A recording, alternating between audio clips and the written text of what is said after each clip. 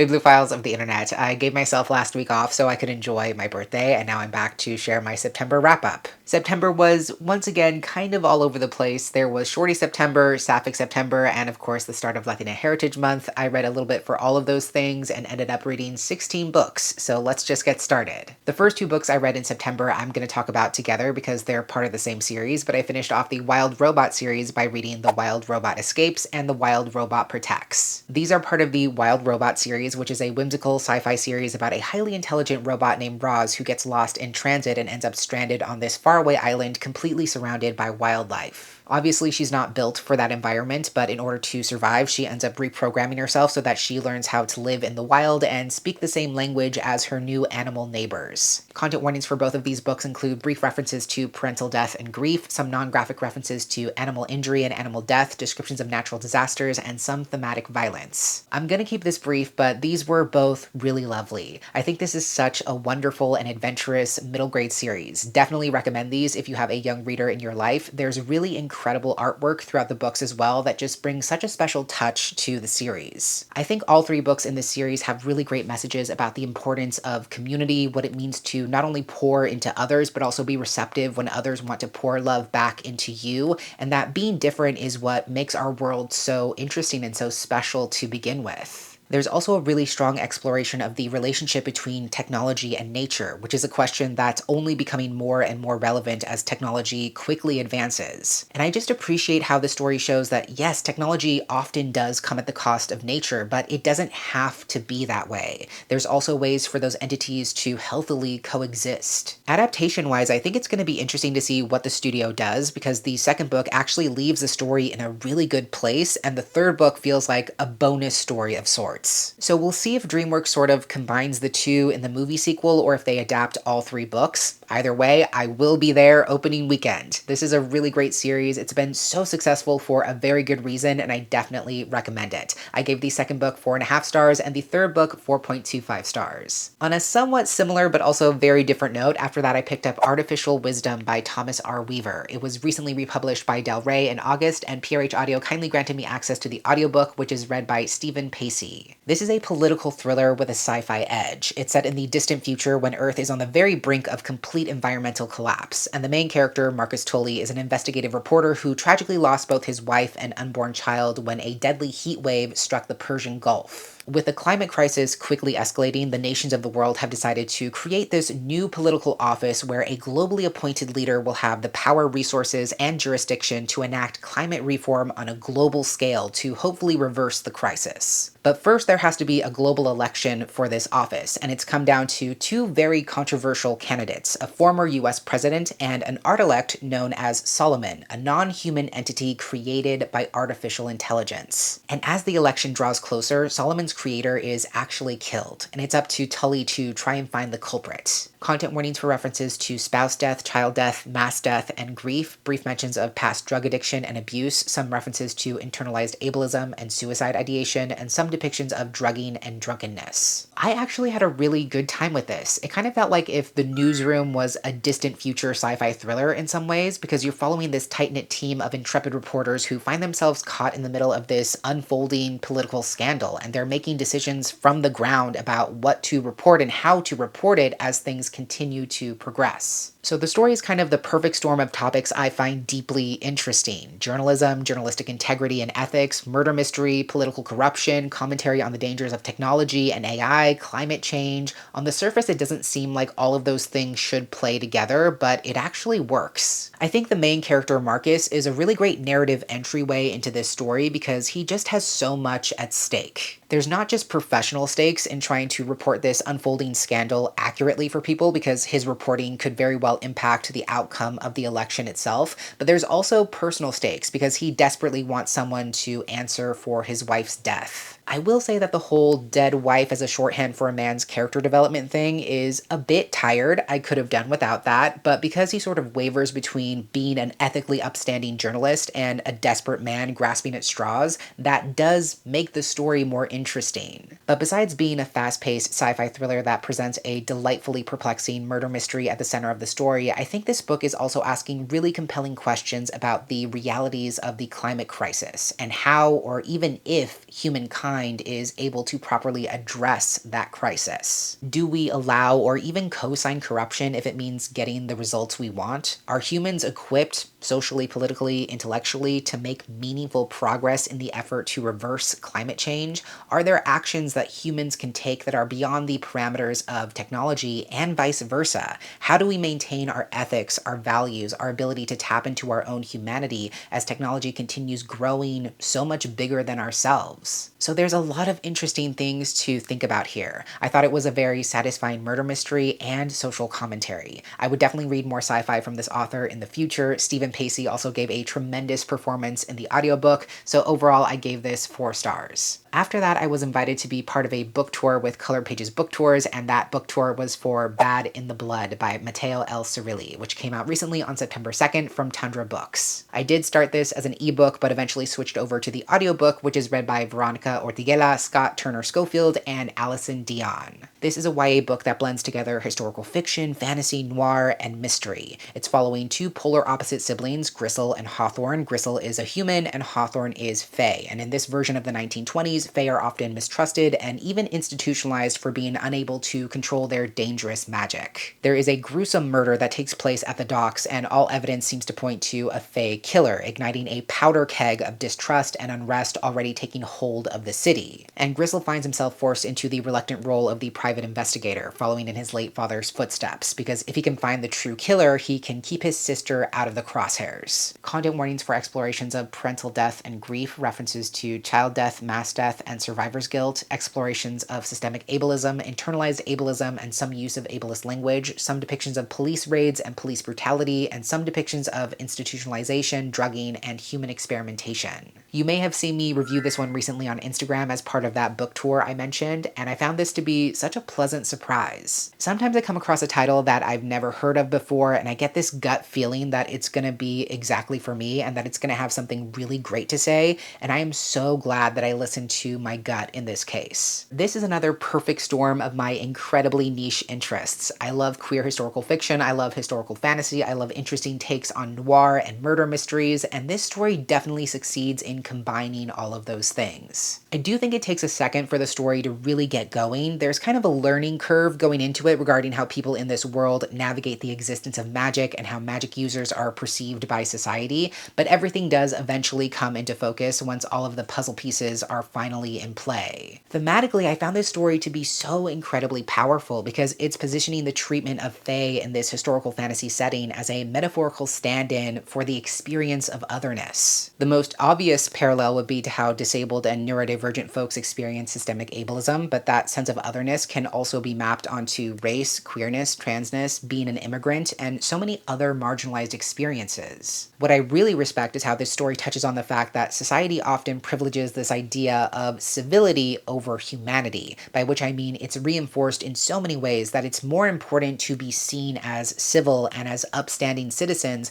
rather than disruptive or transgressive, especially when it comes to calling out injustice. We see this all the time when oppressors are policing the language, expression, and even grief that marginalized communities express when they are continuously victims of systemic injustice. There's this idea that you have to present your anger, your outrage, your grief in a way that's palatable if you want to be taken seriously. There's so much about this story that is directly applicable to the progression of fascism that we see unfolding all around us. It's a story that really takes a look at how oppressive groups are more concerned with theoretical, sometimes even purely fictional social issues, with no regards to how propping up those made-up issues will have actual, tangibly harmful impacts on these marginalized communities that are being demonized on all sides. Some unfortunately relevant examples are the misinformation campaign regarding how Tylenol supposedly causes autism, or how trans people can and should be classified as domestic terrorists. These ideas that are not supported by any kind of substantial research can and will have very real and very dangerous impacts. I also appreciate what this story has to say about how we understand truth and the value of truth.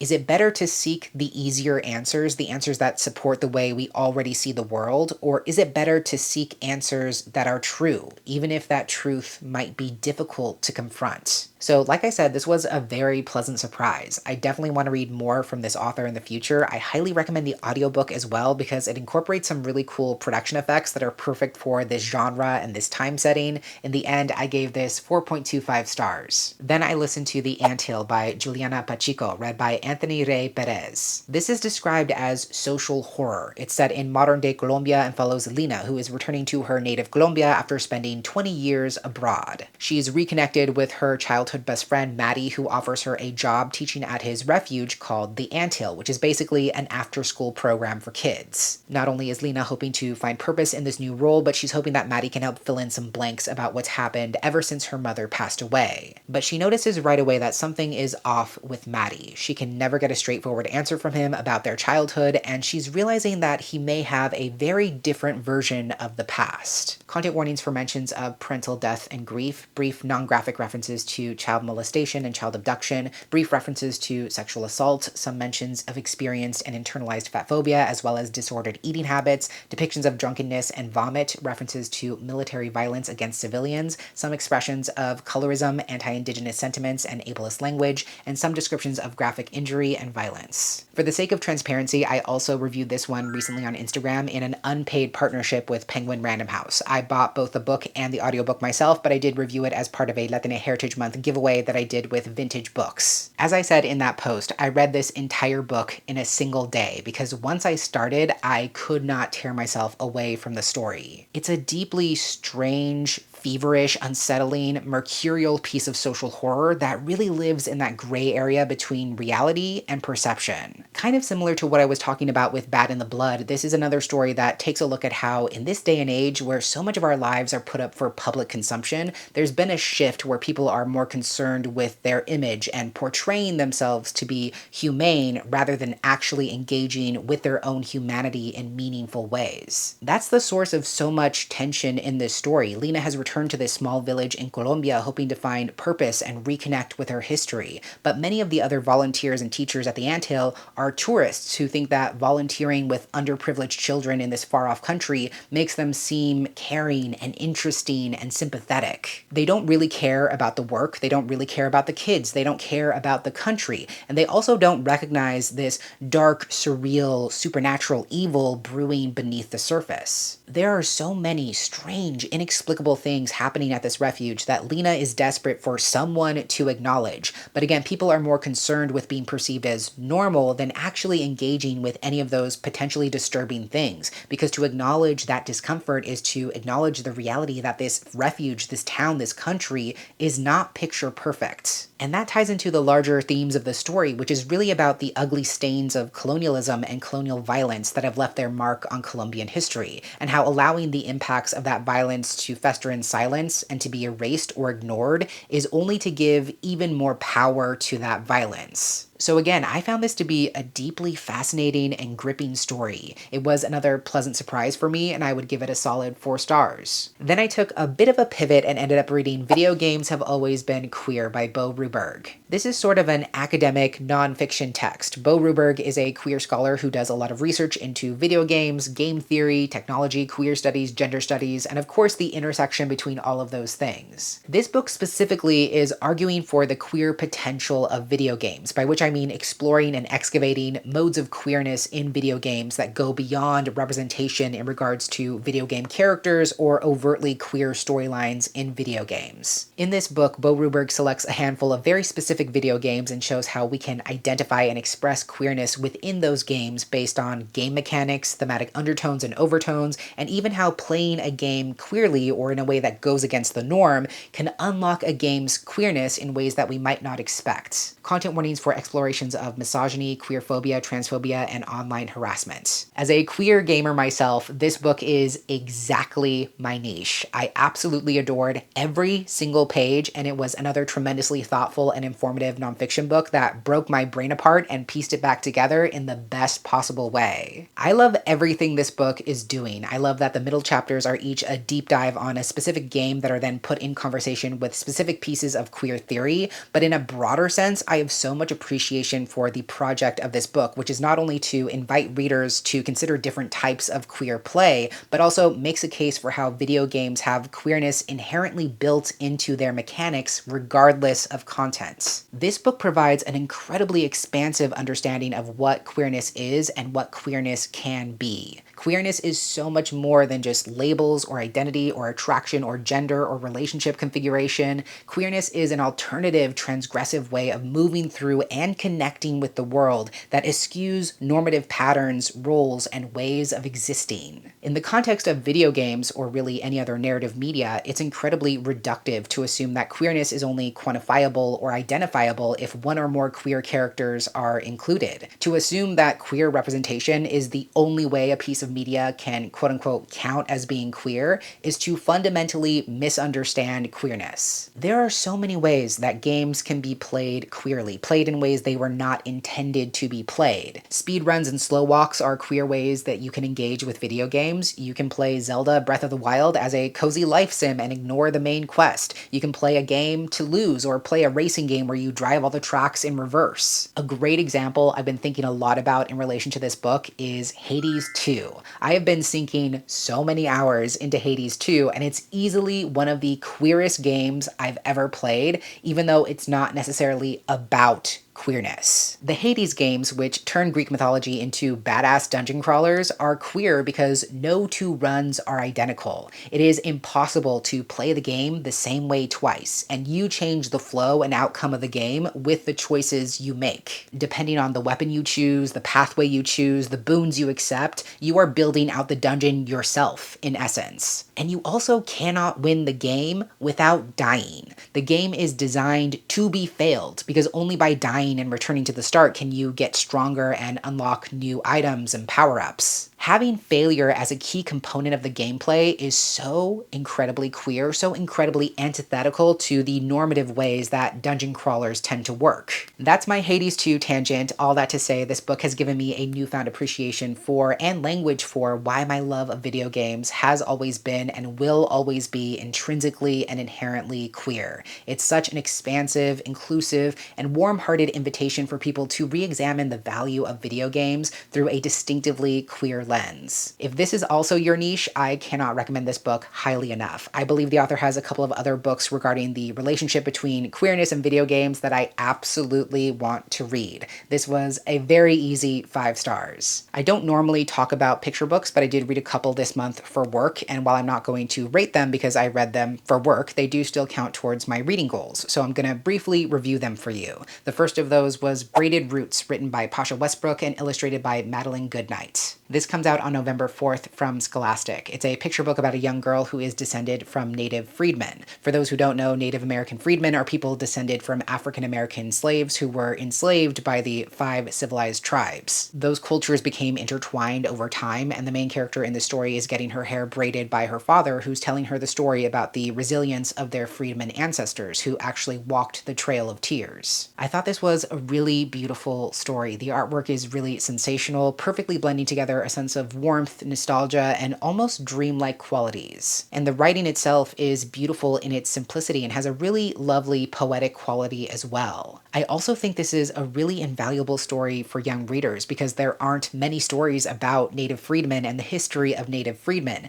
And I think the story touches on that complex history in a way that's accessible for young readers, but that also gives that history its due and the proper weight it deserves. Again, I'm not going to rate this one because I read it for work with a very specific purpose, but it's one that I would definitely get for the young readers in my life. And if you have young readers in your life, I think this would be a great addition to their shelves. After that, I spent a few days reading 4 queer novellas coming out in September and October. I actually made a separate video reviewing all of them together, which I will have linked for you down below, but the novellas in that video are What Stalks the Deep, Spread Me, Fate's Bane, and Cinderhouse. Afterwards, I read my Patreon pick for September, and my patrons voted for me to read Loteria by Cynthia Pelayo. This is a really interesting short story collection. For those who don't know, Loteria is a very popular Mexican board game similar to Bingo, but instead of numbers and letters, you draw cards that have symbols and illustrations on them, and there's actually rhymes that go along with each picture to help you identify which box to mark off on the board. In total, there are 54 cards in the Loteria game, and this collection takes each of those cards and turns them into a unique horror story based on Latin American mythology, folklore, superstition, superstition or beliefs. Content warnings for depictions of murder, family death, and child death, instances of violence, including sexual violence, references to slavery, as well as mentions of rape, assault, and sexual harassment. I'm just going to be straight up and start by saying that I did not love this. I really wanted to. It's been on my TBR for so many years, and overall I think it's a really cool concept.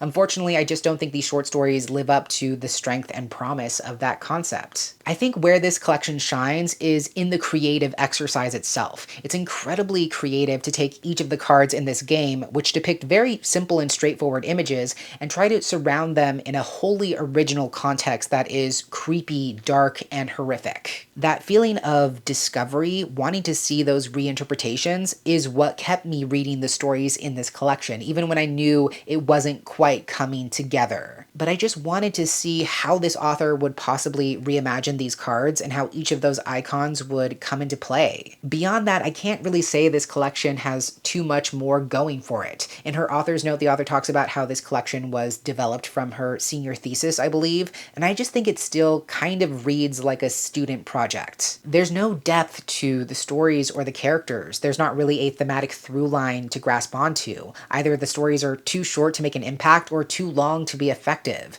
Very few of them ever hit that Goldilocks sweet spot, so to speak. And I just think it's telling when you have 54 short stories and almost none of them really hit the mark. I'm not going to beat this into the ground. Like I said, I do respect this collection as a creative exercise and as an innovative spin on a classic game, but that's kind of the extent of what I can say. Originally, I gave this 3 stars, but I think it's actually closer to 2.5 stars. The other picture book I read for work this month was The Invisible Parade, written by Leigh Bardugo and illustrated by John Picasio. This is a Dia de Muertos story about a young girl named Kala whose family and neighborhood are busy making all the preparations for their Dia de Muertos festivities, but she feels very disconnected from everything because her grandfather recently passed away and she's feeling overwhelmed by grief. But her family forces her to come along to the cemetery anyways, and on the way, Kala gets separated from her family and she encounters 4 mysterious horsemen who end up showing her that she's much braver and stronger than she thinks. Aesthetically and thematically, I really do appreciate this story. I'm not sure Leigh Bardugo was the right author for this project. I know why she was chosen. I know that her name recognition alone is definitely going to push sales, but not only is there a bit of a disconnect between the feel of the writing and the feel of the artistry, but this, I believe, is her first time writing a picture book, and it kind of shows. Again, conceptually and narratively, I do think this is a really wonderful story steeped in Mexican culture and folklore. It's dark, but it's also welcoming, which perfectly matches the feeling of Dia de Muertos itself. The holiday is all about that dichotomy between death and life, darkness and lightness, grief and hope, loss and love. And I do think the story captures that, especially in the artwork. But I found the relationship between the text and the art to be a little stilted and a little bit unbalanced. It's very text heavy, especially for a picture book, so I'm not sure how well it would work as a read-aloud book, for example. But I do appreciate how the story is showing how these darker or seemingly negative parts of life actually contribute positive things to our lives in ways that we wouldn't expect, including our relationship to death itself. So in terms of composition, kind of a mixed bag, but still really beautifully imagined and depicted. Kind of low-key Black Parade vibes as well, but I still really enjoyed this, and I'm glad I got the chance to check it out. Then I decided to finally pick up the sequel to Ebony's Song, which is Ebony and the Kingdom of Gold by P. Djeli Clark. Like I said, this is the second book in the Ebony's Song trilogy. It's a middle-grade fantasy series set in a West African-inspired world. Basically, without spoiling anything, in the first book, Ebony's entire village was attacked by magical warriors, and then the villagers were abducted and marched off towards ghost ships where they would be shipped off to distant lands. Ebony was the sole survivor of this attack, taken in by an ancient woman who takes one child from this village every few years as an apprentice and teaches them her magic. So with this newfound access to magic and some unexpected companions, Ebony is set off on an adventure to save the people of her village and confront the mastermind behind these attacks, the evil witch priest. Content warnings for descriptions of past trauma and survivor's guilt, descriptions of enslavement, forced servitude, and allusions to the transatlantic slave trade, and some descriptions of injury and thematic violence. Listen, it's no secret that I absolutely love P. Djeli Clark. I think his work is extraordinary. I think he is such a masterful writer in every way we can possibly define that metric. I think there's so much value with what he's doing with his middle grade series, and honestly, it's just an absolute joy having his voice in the middle grade space. Not only is this series exciting, adventurous, and deeply imaginative, but it also has an incredible amount of depth and explores such a wide range of complex topics that are still resonant and accessible for younger audiences. This second book, in particular, really has a lot to say about the power of community, especially when we're confronted by oppressive forces. And it's also exploring how tyranny and oppression thrive off of divisiveness as a way of cutting us off from community and potential allies. When we get lured into these black and white, us versus them mentalities, then we lose our ability to pick up on nuance. And when we decide to paint with very broad strokes, that can potentially become very dangerous. I think a great real world example of that here in the States is how so many quote unquote liberal people are ready to lump everyone who lives in red states together, or assume that everyone who lives in the regional South are closed-minded conservatives who don't deserve our care or attention, when the truth is that, of course, not everyone who comes from those places subscribes to those agendas or beliefs. There are so many good people fighting for justice in those states and regions. There are so many people in conservative majority areas who are ready to stand up against oppression and the rising tide of fascism. And if we leave them behind because of broad stereotypes, we do them and ourselves a disservice.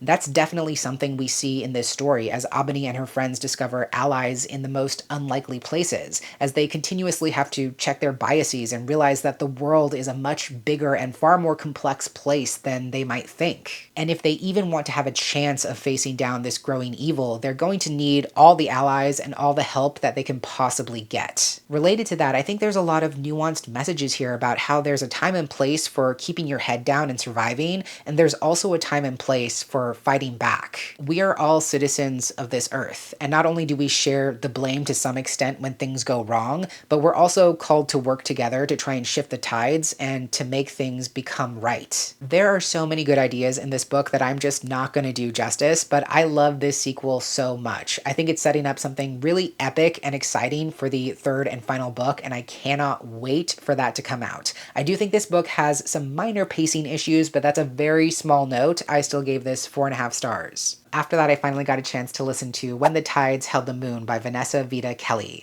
I believe the audiobook was a past ALC from Libro FM, and the audiobook is read by Lee Osorio and Joel de la Fuente. Vanessa Vida Kelly actually established herself as an incredibly talented visual artist, especially in the fandom space, and this is her debut original illustrated novel, meaning that there are really beautiful illustrations throughout the book. This is a historical fantasy romance pitched as a queer take on The Greatest Showman and The Shape of Water. It's set at the turn of the 20th century in New York City and follows a young Puerto Rican immigrant named Benny who is a smithy in the ironwork business. One day the company he works for is commissioned to make this intricate gilded heavy-duty tank, but he has no idea what it could be for. So he ends up following the tank after it's been picked up and learns that the person who commissioned it is actually a sideshow proprietor on Coney Island who is determined to capture a merman for his show. And this proprietor offers to let Benny join the show's crew if he assists in capturing this merman and then helping to maintain the tank. Content warnings for experience xenophobia, racism, and homophobia, explorations of death and grief, descriptions of chronic asthma and respiratory attacks, some references to mass death, especially due to hurricanes, natural disasters, and famine, references to past child abuse, some depictions of alcohol abuse and drunkenness, some homophobic and misogynistic language, some graphic depictions of injury and violence, and some fade to black sexual contents. This is such a gorgeous story in every possible way. I loved getting lost in this story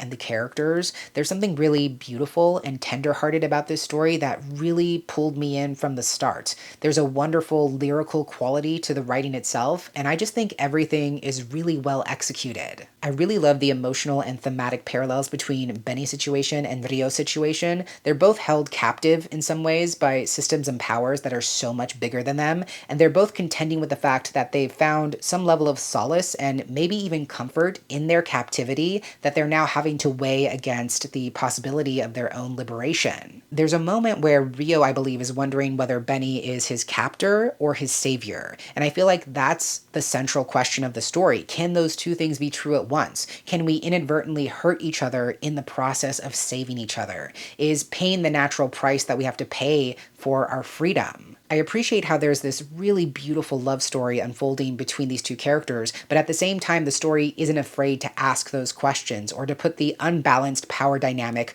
under a microscope. And I think that's actually what makes the story as strong as it is. And of course, there's also this very clear parallel between Rio and the other sideshow performers whose differences and otherness are commodified as a source of entertainment, and Benny's own sense of otherness as an immigrant that's also exploited as he finds himself at the mercy of his employers in so many ways. So I just think there's a really powerful and satisfying character arc and romantic arc in this story as Rio and Benny find a safe place within each other and not only fight for each other's freedom, but also learn how to distinguish between the story of themselves that they tell for other people's sake and the true stories of themselves that they hold deep in their hearts. All that said, I do think there are moments where this very much feels like a debut. There were some pacing issues in the sense that I kind of wanted the romance to be even more slow burn, but it also kind of feels like things snowball at the end. So the balance is a little bit off, but I would definitely read from this author again, and I gave this 4.25 stars. And lastly, I took one of my own recommendations from my last video in which I recommended about 30 Latina books by Latina authors, and I picked up Flirting with Fate by J.C. Cervantes. PRH Audio granted me access to the audiobook, which is read by Victoria Villarreal. This is a contemporary YA romance with a magical twist. It's about a teenager named Ava who unfortunately wasn't able to make it to her grandmother's deathbed before her passing.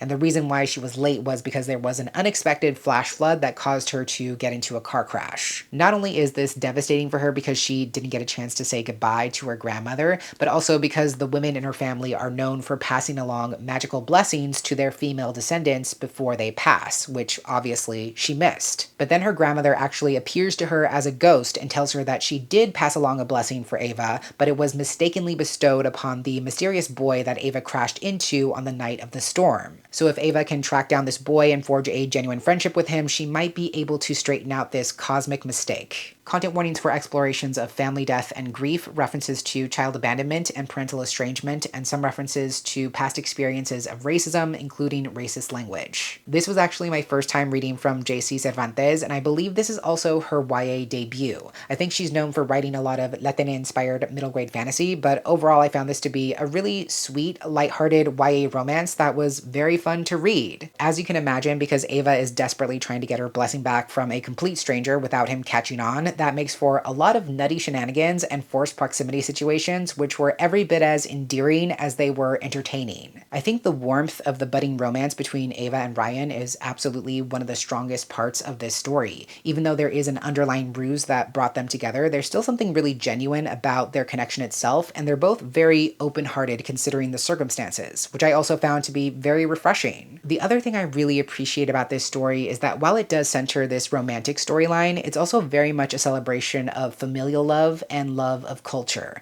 Ava's family, especially her grandmother and her sisters, are really a central part of this story, and even though they're not a perfect family by any means, it was nice to see how they really had each other's backs. Kind of related to that, I also appreciate the bigger picture of the story, which is grappling with this question of whether fate or free will is the stronger force. And I do love that the story takes a longer view on the impacts of our choices. Regardless of whether fate or free will dictates how our lives play out, the choices we make for ourselves now impact so much more than just ourselves. And not only that, but it's because of the choices of those who came before us that we even have the opportunity to make our own choices and also make our own mistakes. So I do appreciate that. I appreciate that holistic look at how our decisions and the things happening in our lives are not only happening to us and because of us. There's a much larger narrative there to contend with. That said, I did have a few minor quips with the story. I think the magic and the world building could have been stronger because a few things were sort of hand-waved away. There were also one too many emotional arcs for the story to carry because some ideas weren't able to come back around in a way that felt meaningful.